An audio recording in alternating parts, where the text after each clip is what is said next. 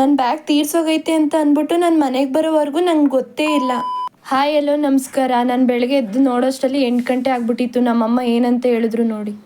ಆಡ್ತಾ ಇದ್ರೆ ಕಪಾಲ್ ಕರ್ದು ನಿಮ್ದಪ್ಪಯ್ಯ ಅಂತೀನಿ, ದಯವಿಟ್ಟು ಇದನ್ನ ಹೇಳಿಕೆ ಬಿಟ್ಬಿಡಿ.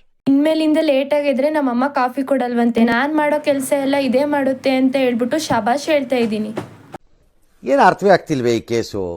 ನನ್ನ ಕಸಿನು ಡ್ರಾಯಿಂಗ್ ಮಾಡ್ತೀನಿ ಅಂತ ಹೇಳ್ಬಿಟ್ಟು ತೇಜುಗೌಡ ಕನ್ನಡ ಬ್ಲಾಗರ್ ಅಂತ ಹೇಳ್ಬಿಟ್ಟು ನೋಡಿ ಯಾವ ಥರ ಡ್ರಾಯಿಂಗ್ ಮಾಡಿದ್ದಾನೆ. ಅದಕ್ಕೆ ನಾನು ಅವನ್ನ ಒಂದು ಸೈಡಿಂದ ಡ್ರಾಯಿಂಗ್ ಮಾಡಿದ್ದೀನಿ. ಹೆಂಗೆ ಮಾಡಿದ್ದೀನಿ ಅಂತ ಕಮೆಂಟ್ ಮಾಡಿ. ಯಾವ ಬೋಳಿ ಮಗನಿಗೆ ಅರ್ಥವಾಗುತ್ತದೆ? ಮಂಡ್ಯದಲ್ಲಿ ಇವತ್ತು ನನ್ನ ಕಾಲೇಜ್ ಬ್ಯಾಗ್ ತೀರ್ಸೋಯ್ತು. ಹೆಂಗೆ ಅಂತ ಅಂದರೆ ನಾನು ಇವತ್ತು ಈಸಿ ಬೈಗೆ ಅಂತ ಹೋಗಿದ್ದೆ. ಅವಾಗ ಕಾಲೇಜ್ ಬ್ಯಾಗು ಒಳಗಡೆಗೆ ಅಲೋ ಇರಲಿಲ್ಲ ಅಂತ ಅಂದ್ಬಿಟ್ಟು ಔಟ್ ಸೈಡು ಕಬೋರ್ಡಲ್ಲಿ ಅಂತ ಇಟ್ಬಿಟ್ಟು ಹೋಗಿದ್ದೆ.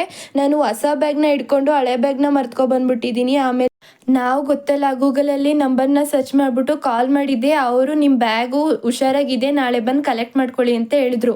ಆಮೇಲೆ ನನಗೆ ಸಮಾಧಾನ ಆಯಿತು. ನಾನು ನಮ್ಮಮ್ಮ ಒಂದೊಂದು ಜೊತೆ ಸ್ಲಿಪ್ಪರ್ನ ತೊಗೊಂಡ್ವಿ. ಆಮೇಲೆ ಸ್ಲಿಪ್ಪರ್ನ ಎಲ್ಲ ತೊಗೊಂಡಿದ್ದೀನಿ ಅಂತ ಖುಷಿ ಪಡ್ಲಾ ಇಲ್ಲ ತೀರ್ಸೋಗಿದೆ ಬ್ಯಾಗ್ ಅಂತ ಖುಷಿ ಪಡ್ಲಾ ಅಂತ ಗೊತ್ತೇ ಆಗ್ತಿಲ್ಲ.